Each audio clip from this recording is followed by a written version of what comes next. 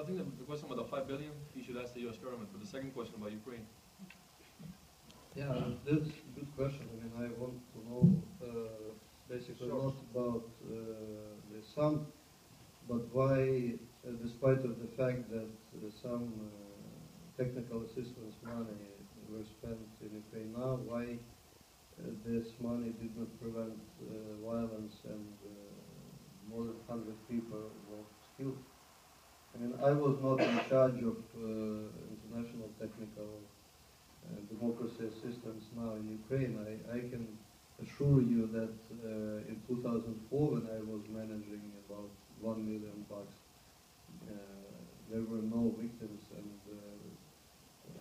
Ukrainians managed to do that, to host attempt of Yanukovych to usurp power in 2004 efficiently and non-violently.